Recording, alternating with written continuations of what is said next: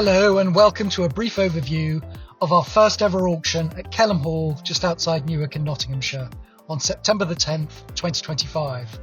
Now, Kelham Hall is the largest private residence ever designed by the architect Sir George Gilbert Scott, whose portfolio also included the magnificent Midland Grand Hotel at St Pancras, the Albert Memorial, the Foreign and Commonwealth Office and St Mary's Cathedral in Glasgow. It's a truly glorious building and it's surrounded by 42 acres of manicured lawns and grounds.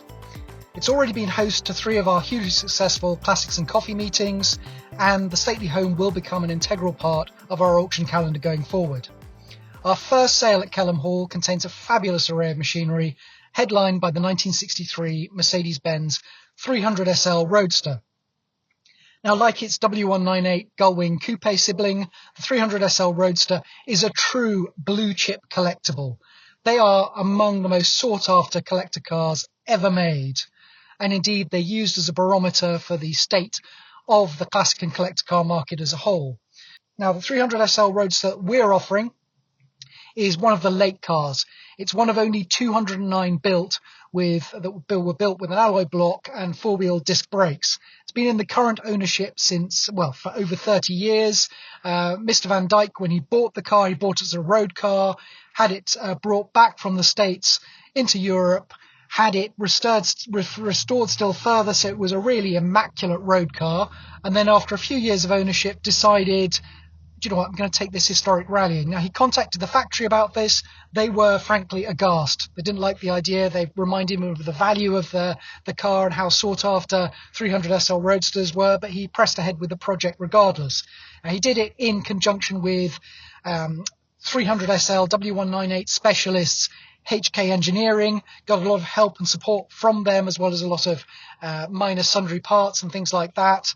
And the modifications undertaken to the car were thankfully very, very minimal and all easily reversible. Although the 300SL Roadster lost its original alloy block engine early in its life, they were notorious for failure, unfortunately. They were prone to warping and distorting those blocks. It's got a correct type W198 cast iron engine as a replacement, but it is unusually original otherwise. So you've got the original chassis, you've got the original gearbox, you've got the original back axle comes with the car, you've got the original front suspension components are still stamped with their factory numbers, as is the hood frame. That's still got its factory numbers on it. So, you have a lot of potential with that. Now, Mr. Van Dyke has enjoyed the car as a historic rally car, campaigned it all the way from the Highlands of Scotland down into Africa, into Tunisia, throughout Europe, really put the car through its paces. As I say, engine apart, it is an unusually original car for a 300SL Roadster. New owner has got the facility to either carry on enjoying it as is with that whole devil may care attitude, which has certainly got an appeal to it, or to restore it to showroom condition, put it back to its original specification. Either way, just a wonderful, wonderful machine. No less glamorous is the 1965 Rolls-Royce Silver Cloud 3 Mulliner Park Raw Drophead Coupe. Now, this is one of only 49 right-hand drive cars bodied to design number 2045. It was a fabulously expensive machine when new. Comfortably more expensive than the likes of a Ferrari 250 GT short wheelbase California Spider, or even one of the later 275 Nart Spiders, one of the 4-cam Nart Spiders. But this Rolls-Royce, its greatest claim to fame is having a major role in the Palme d'Or winning film Blow Up. Now, that Blow Up is one of the cult films to come out of the 1960s. It has been compared to Citizen Kane. The lead character, Thomas, in the film was modelled on David Bailey, and he's seen driving through the streets of London, some very sleazy streets, some very glamorous streets, behind the wheel of this Rolls-Royce, which was deemed perfect for his character as a member of the beau monde, the so-called new aristocracy. So major starring role in a 60s cult film. Quite apart from that, the Rolls-Royce was extensively gone through by marque specialist P&A Wood, prior to entering the current ownership in 2007. It's done less than 4,000 miles since then, being part of a predominantly Porto-based collection. It was invited to the 2018 Goodwood Revival as part of the motor show display there. Also went to the 2024 Salon Privé Concours d'Elegance, being the subject of a recent article in Classic and Sports Car magazine. So it's a seriously rare, seriously glamorous Rolls-Royce with film provenance. So just fabulous and inarguably great value for money. Another 60s icon is the 1968 Aston Martin DB6 Vantage. DB6 is very, very, very sought after cars still. You know, they were, shoot me for saying it, but you know, they're better to drive than a DB5. This particular example was built to Vantage specification. It's still to Vantage specification with the triple Weber carburetors, subject to extensive renovation work before the vendor bought it. Again, it's coming from a significant private collection. The seller has had a lot of work done by renowned marque specialist Adrian Johnson. I think it comes with over £100,000 worth of bills during the vendor's ownership. Stunning machine in that metallic grey with red leather, manual gearbox, obviously.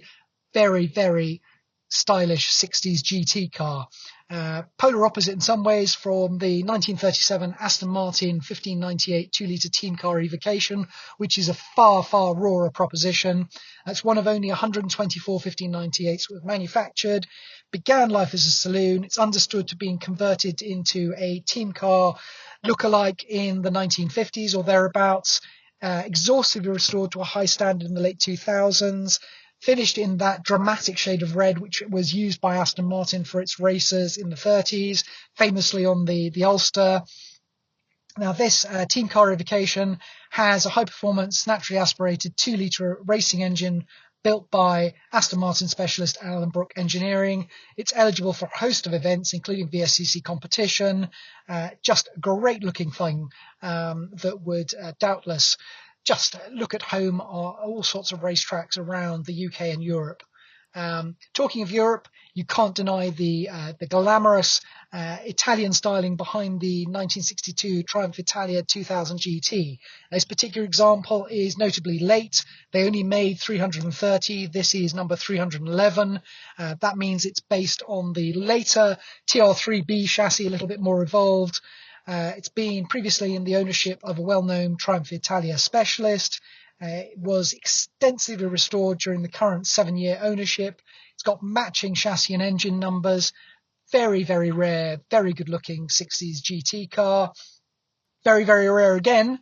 Not so much a GT car, more of a balls-out supercar. The 1966 TVR Griffith 2400. Now, that has been in the current ownership since 1971.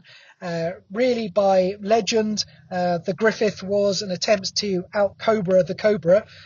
So, you know, you've got, again, the small block Ford 289 V8, 4.7 litre at 289 cubic inches, in an even shorter wheelbase, lighter package. This is understood to be one of only 52 or so UK supplied Griffiths, current ownership since March 1971. The vendor acquired one of the last long wheelbase Martinelli Lilly chassis for the car and rebuilt it around that. It's been uprated yet more performance with a Holley 4-barrel carburetor, electronic ignition, free flow manifolds. History file is great, goes back to the original green logbook, collection of invoices and old MOTs. I mean, you get an idea of the performance of this car, not only from the fairly crudely extended wheel arches, widened wheel arches, but the fact that the rear window has got straps, metal straps, to make sure it doesn't pop out. I mean, this was a phenomenally quick car from a time before, well before traction control or ABS brakes.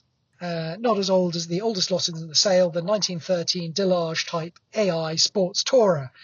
This car was a car that was supplied new to Australia in bare chassis guise, originally bodied over there, first sold by Fraser and Wilsford of Sydney, clothed locally over there, extensively restored to a very high standard in the 1990s, still presents very, very nicely, and we could pass for a much younger restoration. Bodywork was recreated for that more recent restoration. Now, it's understood to have had only 10 owners in its 112 years. Really lovely Edwardian tourer with a good history, Participated in a number of veteran car club rallies in the past and still eligible for those. Just a lovely, lovely looking proper antique. Again, another French car of note is the 1977 Peugeot 504 V6 Cabriolet. This is one of less than 1,000 V6 engine 504 Cabriolets produced. Really, really good looking car with that Pininfarina styling, but most notably it's coming to auction on behalf of its one and only owner, who was the former dealer principal of Peugeot distributor Pilkington Motors. He collected it from the factory in Paris, drove it back to Britain. He's enjoyed it for loads of tours around continental Europe and was regularly using it up until about 5 years ago. It does come with a fresh MOT, even though it doesn't need one, or comparatively fresh. Matching chassis, engine and gearbox numbers. Cherished, loved all its life. Very, very rare, nice car.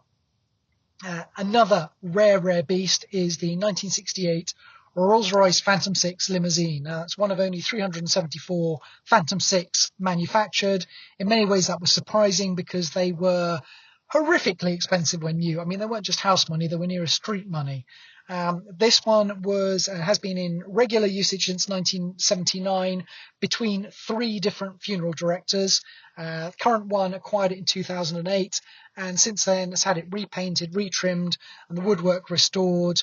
I mean, there is a sense of majesty that you get from a Phantom 6 that you just don't get from other cars. You know, there's a real sense of state occasion. Not quite a state occasion, but the 1960 Jaguar Mark 9 saloon in the same sale, equally dignified mode of transport, and indeed this was the transportation for Her Royal Highness Catherine, the Princess of Wales, when she attended her sister Pippa Middleton's wedding. She used to ferry her and her children around. Finished in Warwick grey, red leather upholstery. The 31,000 miles shown to the odometer is believed to represent the total covered from new. It's a former concours entrant, understood to have had about 6,000 spent in recent years on the engine, fuel system and brakes. Lovely to have that royal provenance. And the Jaguar, like a lot of the cars in the Kelham Hall sale, it's got a great history, so I really would encourage you to have a look through our website and read the individual histories of the cars consigned. Some lovely, lovely machines on offer there. Also coming to auction as part of that sale will be about 40 lots of Automobilia. So we've got quite a lot of framed photographic presentations with inset autographs. We've got an Austin J40 pedal car. We've got a Rolls-Royce Spirit of Ecstasy showroom mascot. We've got toolkits. It's a great cross-section of Automobilia.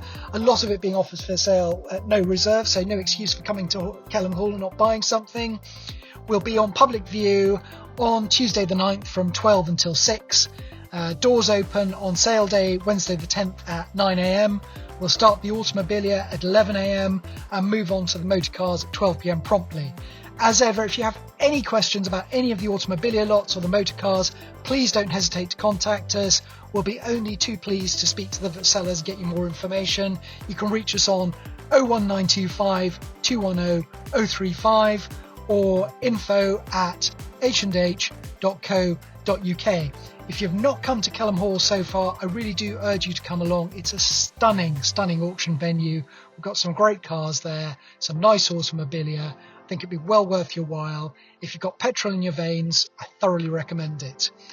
As ever, any questions, please don't hesitate to contact us. We do hope to see you at Kelham Hall on September the 10th, or failing that, into the new year. Thank you very much. Goodbye.